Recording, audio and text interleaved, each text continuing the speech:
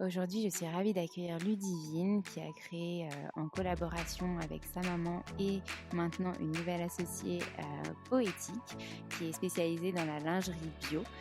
Elle nous raconte son parcours avec l'entrepreneuriat et c'est passionnant. Bonne écoute.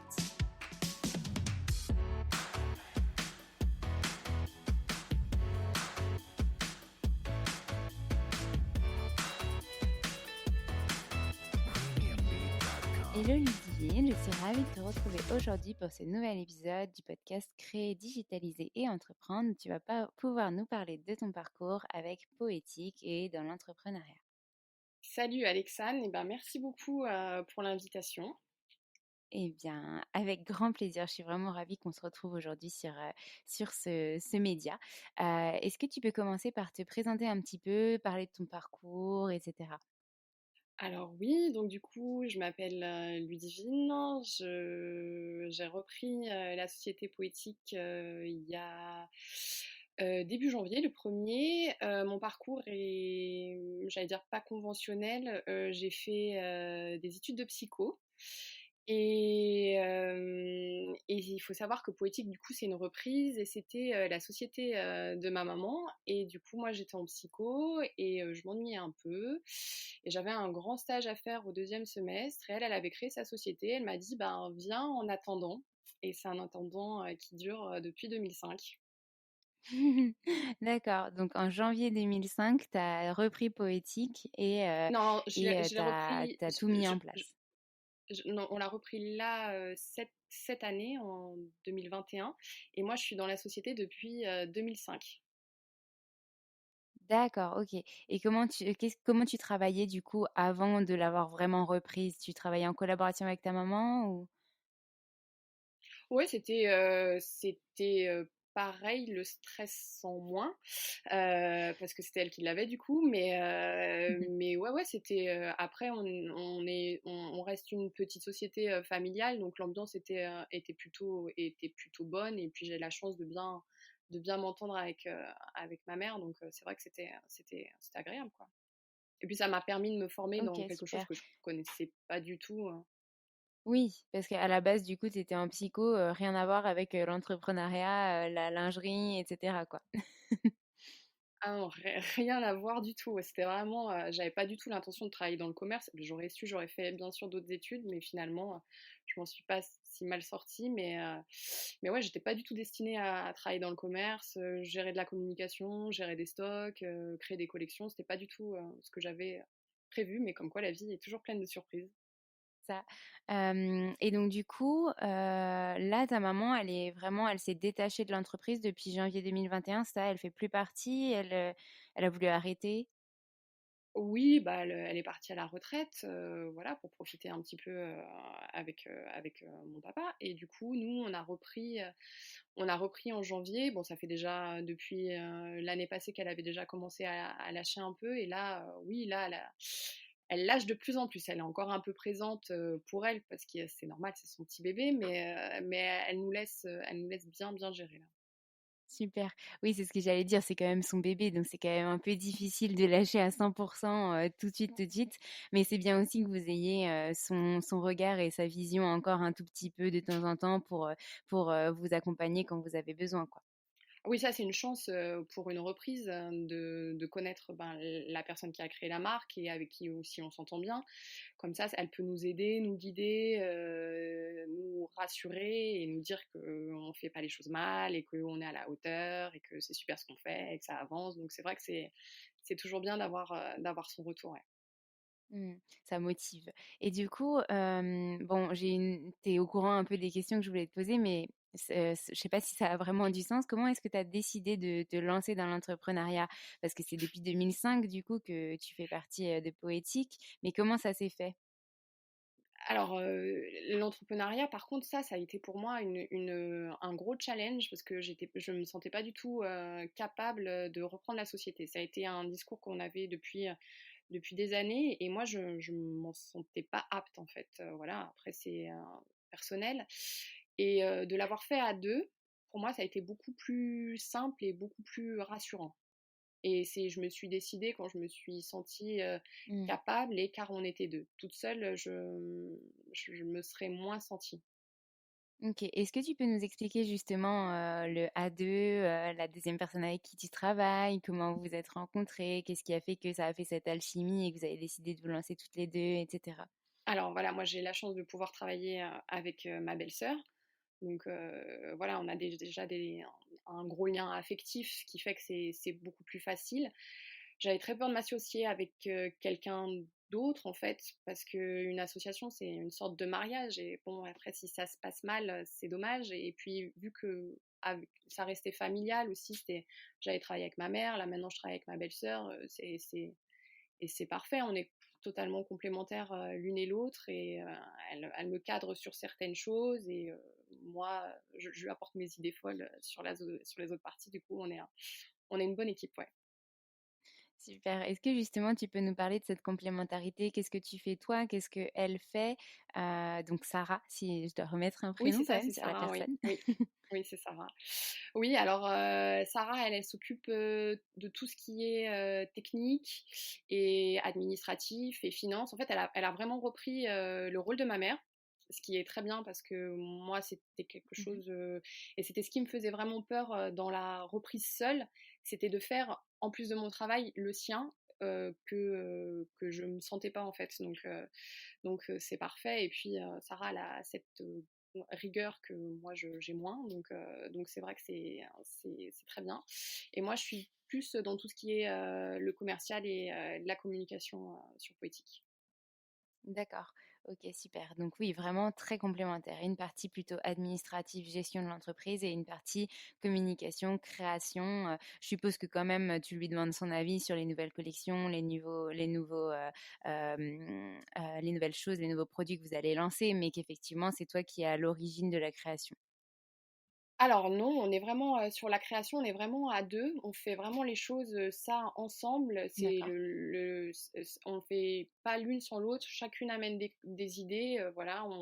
Moi j'ai beaucoup d'idées et Sarah me cadre beaucoup pour ce qui est jouable et pas jouable. Du coup, c'est très très bien. Et on crée ensemble et on avance ensemble sur les nouveaux produits et sur les produits existants. Si on fait des réassorts, comment s'occuper du tissu, voilà. Donc là, c'est vraiment un travail d'équipe, de duo même. Mais après, pour le reste, c'est vrai qu'on est assez indépendante, et c'est bien. Il y a personne qui surveille personne aussi, donc c'est très très cool. Ouais.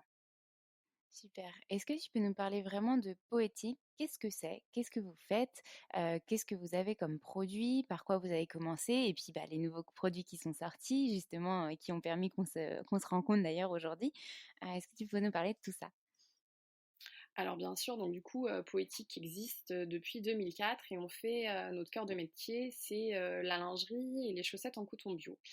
Et on a ciblé pour toute la famille, donc du bébé à l'enfant, et l'homme, la femme, voilà, toute la famille peut se servir chez nous au niveau des sous-vêtements. On a voulu toujours que ça soit assez accessible en termes de prix.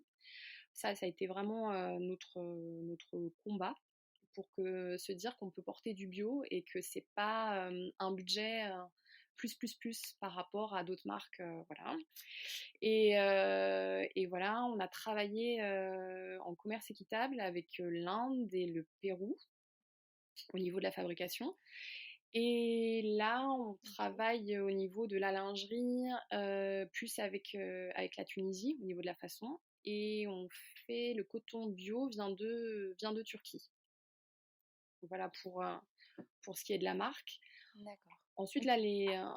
les nouveaux produits, c'est vrai, c'est comme ça qu'on a pu avoir la chance de se rencontrer. C'est des culottes menstruelles. Et ça a été un gros dossier sur lequel on a travaillé plusieurs mois pour avoir un produit qui est plutôt bien réussi. On est assez contente de nous, ouais. Ok, super.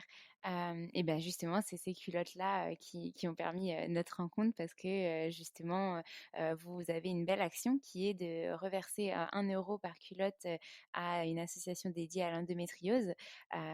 Et donc, est-ce que tu peux nous parler de cette action? Ah oui, bien sûr. Bah, du coup, on voulait faire des culottes menstruelles parce qu'on avait vraiment la demande de nos clientes.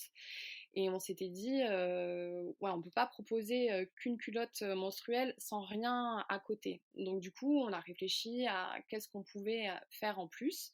Et on s'est dit que c'était bien de sensibiliser la population à l'endométriose. Déjà, un, parce que moi, j'en souffre, enfin, je ne sais pas si on peut dire le mot souffrir, mais bon, voilà. Et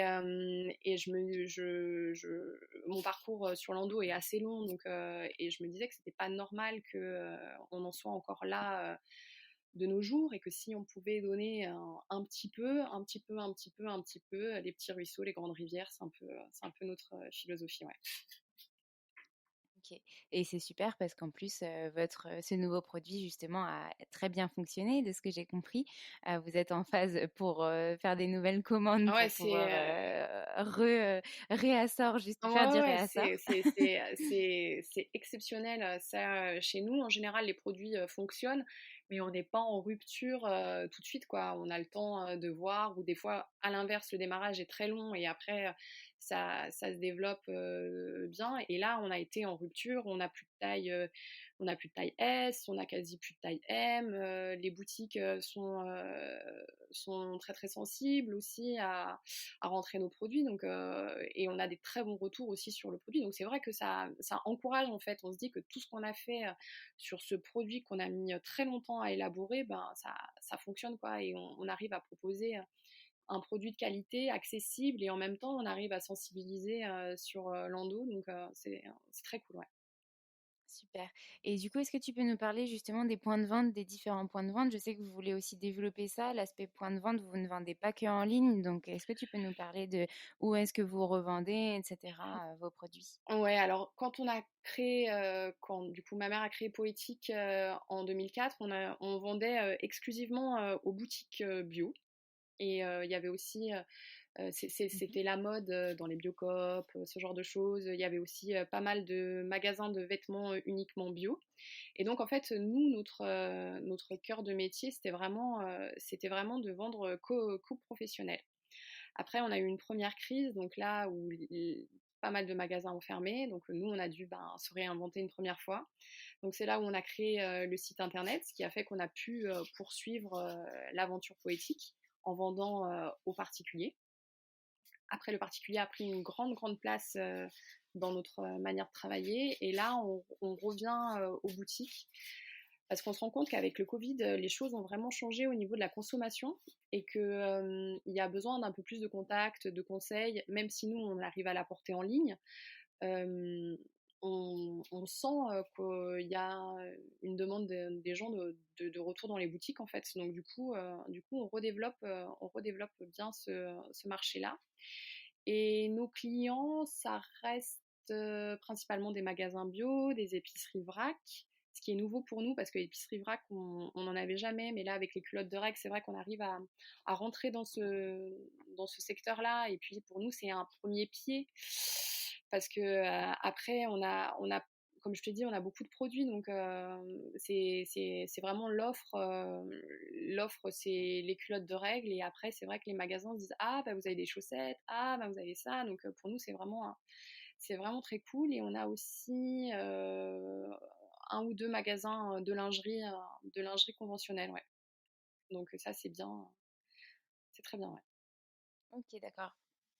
Et tu peux nous dire où est-ce que dans quelle, ville on peut, enfin, à peu près, vous avez vos points de vente? Je suppose qu'on peut les retrouver de toute façon tous sur votre site internet, mais Pas encore sur le site, parce que là, on est en train de refaire le site. Pour l'instant, on redéveloppe du coup l'offre, et on va être très présente dans notre région, qui est donc Rhône-Alpes-Auvergne, la Loire précisément. Donc là, on va avoir pas mal de boutiques.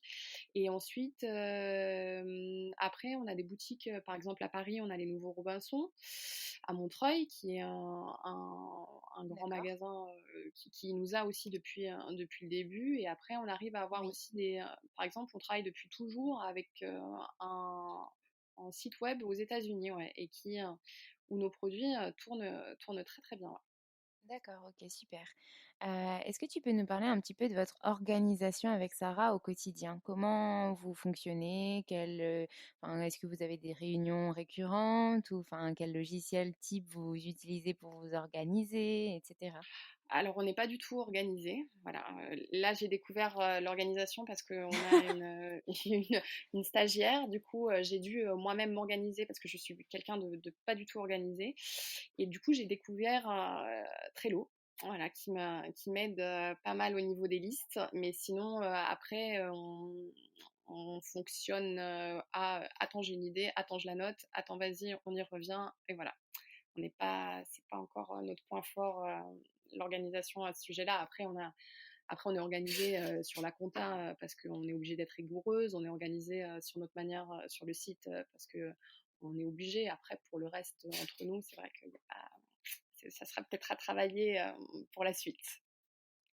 OK, mais vous avez quand même des locaux en commun, enfin, vous Ah travaillez oui, dans oui, les mêmes alors locaux, donc du coup, on travaille, effectivement, dès que voilà. tu as une idée, tu peux la pinguer, et cetera, donc c'est bien. Voilà, on est toujours ensemble. Du coup, c'est vrai que c'est plus simple. OK, top. Est-ce que tu peux nous parler depuis, des années où la marque existe, des, potentielles, galères, retournements de situation que vous avez rencontrés et comment vous avez fait pour, les surmonter? Ah oui, donc on a beaucoup, hein, mais je pense que la principale qui a été et qu'on s'en est remise malgré tout, c'est que on a eu un conteneur qui a pris feu dans la Méditerranée. Donc là, on faisait un réassort, on avait quasiment plus de marchandises en fait, et là, toute notre marchandise a brûlé. Et du coup, on s'est retrouvé sans rien. Du coup, c'était une marchandise qu'on avait payée, hein, voilà, Mmh. et on a eu pendant 2-3 mois, bah, vu que c'était un réassort, on avait quasi plus de produits. C'était l'époque où on commandait pas trop, mais quand même, on avait beaucoup de magasins en fait, et on a dû leur expliquer qu'on pouvait pas, on pouvait plus livrer quoi. Ouais. Et ça a été un peu dur parce qu'il y a des concurrents qui en ont profité pour leur dire bah vous savez, Poétique ils ont plus de marchandises, mais nous on a. Donc c'est vrai que ça a été psychologiquement assez dur, Mmh. surtout que ben on se trouve avec une marchandise perdue qu'on doit Oui. relancer vite, et les délais c'est jamais rapide, avoir du coton bio c'est pas simple, donc c'est vrai que ça a été, je pense que ça a été un des coups durs où il a fallu avoir ben, les reins solides en fait. Donc, euh, donc voilà, on s'en est ressorti, mais c'est vrai que ça a été psychologiquement assez difficile. Ouais. Et comment vous avez fait du coup? Vous avez recommandé tout de suite derrière, de la nouvelle marchandise, mais le temps que ça arrive, bah, ça a mis un petit peu de temps ou vous avez réfléchi à un autre axe, comment vous avez fait? Ah non, non, on a recommandé exactement ce qu'on avait commandé. Et en se disant qu'on espère que cette fois ça passerait, mais on n'avait pas de moyen de se retourner, de réfléchir à comment réagir, à comment. Mmh. Là, on était dans l'urgence en fait, et dans l'urgence, il fallait qu'on ait de nouveau de la marchandise pour pouvoir livrer. Et si ça aurait été trop long, bah, je pense qu'on n'aurait pas duré. Après, on avait un partenaire qui était assez efficace et qui a pris les choses en main rapidement, mais c'est vrai que ça a été le truc le plus négatif qu'on ait eu. Mmh. Donc, voilà, ça arrive, hein, c'est vraiment des choses qui peuvent arriver. On pense que ça arrive qu'aux autres, mais quand ça vous arrive, ben, Mmh. Ouais. ben voilà. Mais après, on a des galères comme tout entrepreneur. Donc après, il faut savoir se remettre en question, se dire bah, pourquoi ça marche pas, qu'est-ce qui fait que, et réfléchir pour, euh, pour se développer davantage, quoi. OK. Tu as d'autres exemples à nous donner qui sont peut-être, un petit peu moins, moins graves que celui-ci où vous avez, pu vous Oui, ça a été redresser? très fort et très. Oh, ouais, après là, par exemple, on a eu des années où en termes de chiffres, on stagnait et on chutait. Et on comprenait pas parce que nos produits, c'est toujours de la bonne qualité, tout ça. Donc on s'est remis beaucoup en question, et du coup, on a compris que c'était aussi nos photos qui n'étaient pas adaptées à ce ce qui se faisait aujourd'hui. On avait un site avec des vieilles photos qui étaient quand même faites par des photographes professionnels, mais bon voilà, c'était plus du tout tendance, c'était plus du tout voilà. Et ça a été long à ce qu'on comprenne que le problème venait réellement des photos. Et une fois qu'on l'a bien ciblé, que c'était ça le problème, du coup, on a fait toute la démarche de chercher des photographes, chercher des modèles et se lancer en fait. Et ça a été, c'est ce qu'on a fait l'année dernière, ouais, en septembre à peu près. Et c'est vrai que depuis qu'on a refait les photos, on sent qu'il y a une dynamique différente. Pourtant, les produits, nous, c'est les mêmes, hein, mais c'est vrai que bien mis en valeur, ça a été vraiment la chose où on a réfléchi dessus à comment rebondir, pourquoi à un moment ça marche plus. Et, euh, et voilà, mais la question c'était plus des galères, je sais pas si ça rentre Si, si, bien sûr, c'est dans exactement, le sujet ça du coup. rentre, complètement dans le sujet. Du coup, le sujet de effectivement votre image de marque qui était peut-être un peu vieillissante, et qui du coup, avait besoin de se redorer et d'avoir, un peu de modernité et effectivement, bah, si ça a remonté, c'est que c'était Mm, effectivement mm. ça le problème et que c'était un axe à travailler et que, bah, c'est bien maintenant vous vous avez plein de shootings de prévus et cetera donc c'est top. Oui, oui, non, c'est bien, on a plein de choses et on arrive à mettre en valeur toutes les femmes, à faire plusieurs choses. Donc c'est vrai que c'est cool, quoi. On arrive à vraiment avoir l'image qu'on voulait, même si elle était vieillissante, ouais, même si on avait une image. Après, nous aussi, on a une clientèle qui n'est pas forcément Mmh. très jeune. Voilà, nous, on a ciblé notre clientèle, on sait à qui on s'adresse, et c'est vrai que c'est pas des jeunes filles, donc tu peux pas non plus faire des choses foufou, quoi. Je comprends, oui, oui, c'est sûr et votre credo, c'est aussi, et Ouais, je voulais en parler, c'était, aussi de mettre en avant toutes les femmes, comme tu l'as dit, tous les corps, enfin, vraiment montrer que, on n'a pas besoin d'être, mannequin, super fin et de faire une taille, 34 voire moins pour, porter de la belle lingerie. Bien au contraire, et vous accentuez justement sur la qualité des produits et en même temps sur les formes qui vont à chacun des corps et cetera. Ouais, ouais, c'est vrai que ça a été aussi.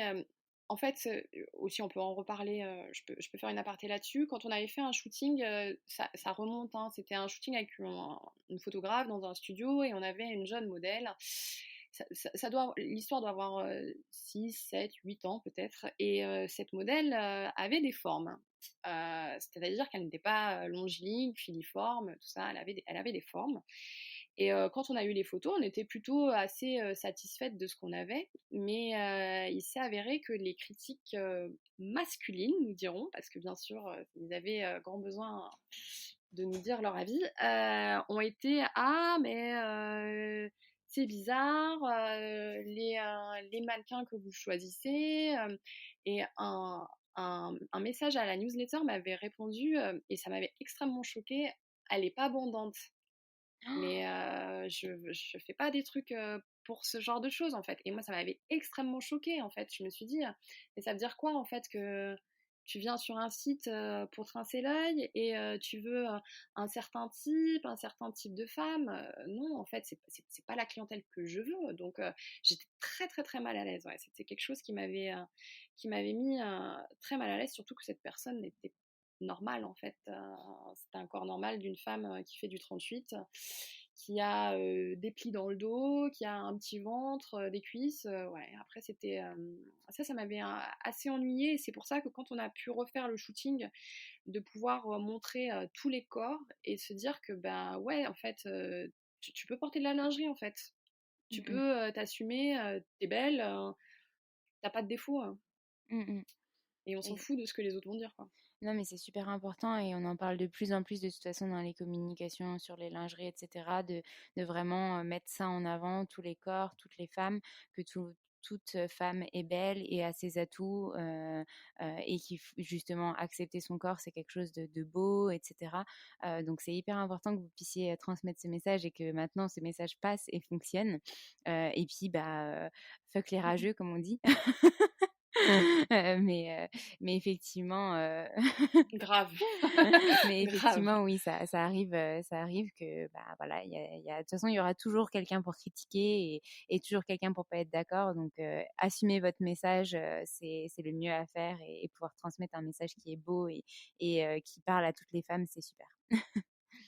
Merci, merci beaucoup, ouais. Bah, c'est cool si tu ressens ça, sans avoir essayé nos produits, juste avec, notre communication. Ce qui est cool, ça veut dire que le message passe, en fait, que, on arrive à montrer que malgré le fait que ça soit que de la lingerie en coton bio, on puisse, s'adresser à vraiment à tout un champ, de femmes et que chacune, puisse se retrouver, Mmh mh. dans ce qu'on fait. Donc ça, C'est c'est vraiment très, très sympa. cool. Est-ce que tu aurais, 3 conseils ou même plus que tu peux donner à des entrepreneurs qui souhaitent se lancer, mais qui, voilà, rencontrent des freins ou alors ont peur, voilà?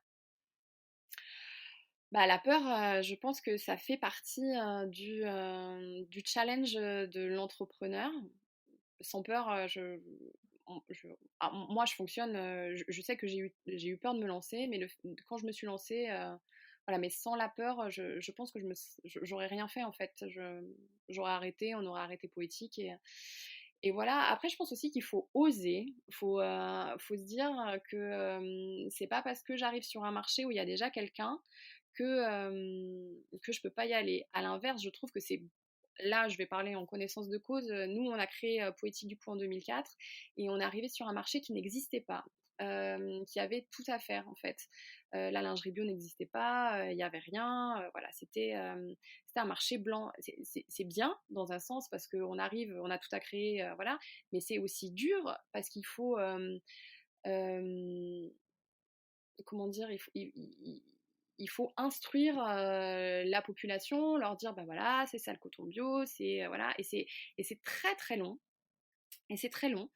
Tandis que là, on arrive sur un marché, je parle par exemple des culottes de règles, où toute l'éducation a été faite. Et c'est pour moi, hein, personnellement, c'est plus facile. Mais tout se fait en fait. Il suffit d'avoir la bonne stratégie, savoir comment axer toute sa communication et tout se fait. Et je regrette pas du tout qu'on ait lancé Poétique en 2004 et qu'on en soit là encore des années après. Et je pense pour encore d'autres belles années parce qu'on a réussi à bien cibler notre marché et même en arrivant dans un marché blanc, à en faire quelque chose de bien, quoi, d'avoir éduqué les gens, qui savent maintenant ce que c'est le coton bio. Il n'y a plus toutes ces questions qu'on avait au départ. Par exemple, surtout nous, sur la lingerie, c'était mais est-ce que ça se mange? Voilà. Bah, surtout oui, ça pouvait prêter à confusion au tout départ quand vous distribuez dans des magasins comme, les Robinson, qui sont, justement, un magasin où on a, à manger à la base, et effectivement maintenant ça paraît beaucoup plus naturel, d'avoir ça et les gens cherchent des produits de qualité qui allient des bons, composants et justement du bio donc Mm, mm. effectivement on est totalement dans l'air du temps et vous avez entre guillemets pas trop de travail pour changer les mœurs. Au début, ça devait être plus difficile, mais maintenant, c'est quelque chose de plus acquis. Donc, vous avez plus du travail, voilà, juste pour promouvoir vos produits et c'est hyper sympa, quoi. Oui, oui, non, mais ça a été un long travail, mais je me dis que si tu as une idée, que tu veux te lancer sur un marché et qu'il n'y a pas de concurrence, bah, ça va être un peu plus de travail pour toi, du coup, parce qu'il va falloir que tu sensibilises tes acheteurs ou voilà la cible que tu vises à ce que c'est ton message, ce que tu leur apportes, mais tout se fait, c'est plus difficile, je trouve que c'est plus difficile, mais si tu arrives à bien, entre guillemets, les éduquer, ton produit après ça roule quoi. Mm. Super. Bah, en tout cas, merci pour ces conseils. Est-ce que tu aurais autre chose à rajouter, peut-être un dernier message que tu aimerais faire passer? Je crois que tu as tout dit, ou alors si j'ai oublié quelque chose, une question et tu as pensé à quelque chose, tu peux nous en parler. Non, non, non, c'était parfait. Je pense qu'on a fait le tour de ce que moi je ressens en termes d'entrepreneuriat. Mais voilà, aussi, je voudrais juste dire que même si on n'a pas fait les études en adéquation pour lancer sa marque ou lancer sa société ou lancer son service, mais on se forge beaucoup sur le terrain. Il y a beaucoup de formations qui existent maintenant, des coachs. On peut tout apprendre en fait. Il suffit d'avoir l'idée et la petite peur pour se lancer et puis se lancer. Voilà. Ouais, pour toi, la petite flamme, elle est très importante, j'ai l'impression, pour justement se motiver au quotidien et se mettre des coups au derrière pour se dire, allez, t'as peur, mais justement, faut y aller, faut se lancer, ça va y arriver, quoi. Ah oui, oui, moi je me challenge beaucoup et sans le challenge, en fait, voilà, je trouve. Ouais, je pense que je m'ennuierais, je m'ennuierais et à un moment dans Poétique, je me suis ennuyée en fait. Et quand on s'ennuie, voilà, moi j'avance pas en fait. Si on s'ennuie au travail, c'est qu'à un moment, il faut juste se recentrer et voilà. Et moi j'aime bien me challenger, ouais. Mm. C'est quelque Je chose te, que je trouve très intéressant d'un point de vue professionnel, ouais.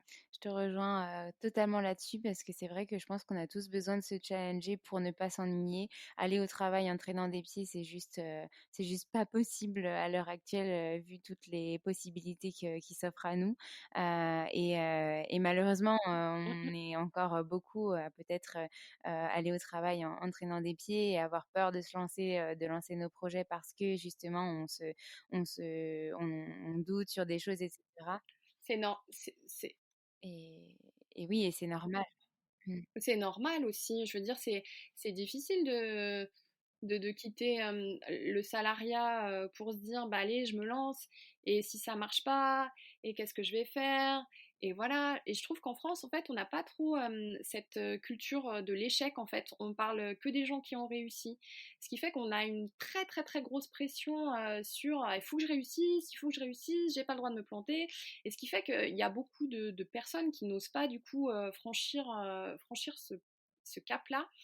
Mais après tout, ben ouais, t'as une chance sur deux de rater, c'est vrai, c'est possible, hein. Mais qui te dit que tu vas rater? Voilà, Mmh. moi, c'est vraiment ma philosophie sur de l'entrepreneuriat, quoi.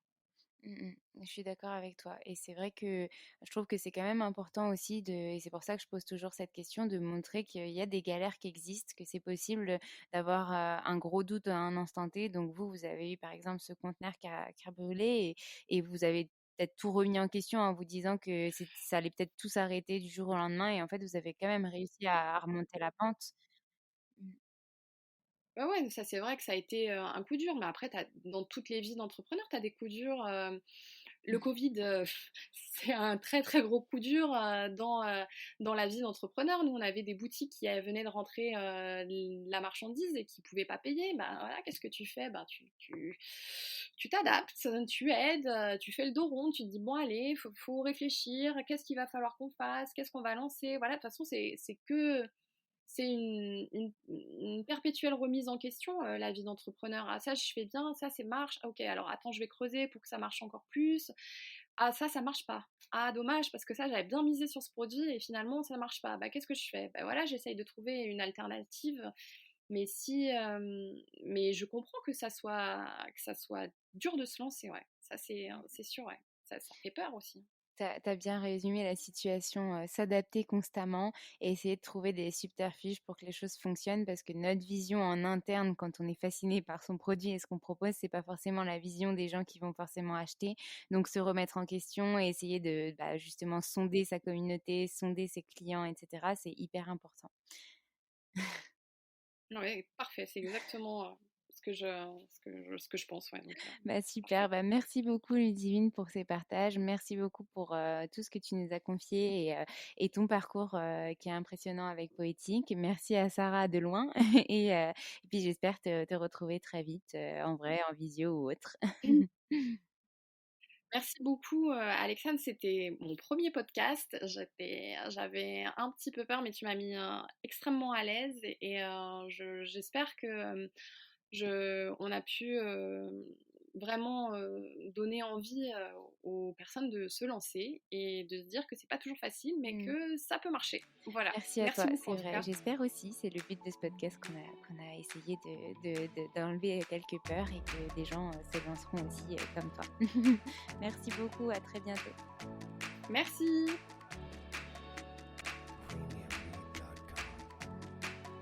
Merci à tous d'avoir écouté cet épisode, j'espère qu'il vous a plu et si c'est le cas, n'hésitez pas à nous laisser des commentaires et petites étoiles sur Apple Podcast. Vous pouvez aussi nous envoyer des messages en privé, ça nous fera très plaisir.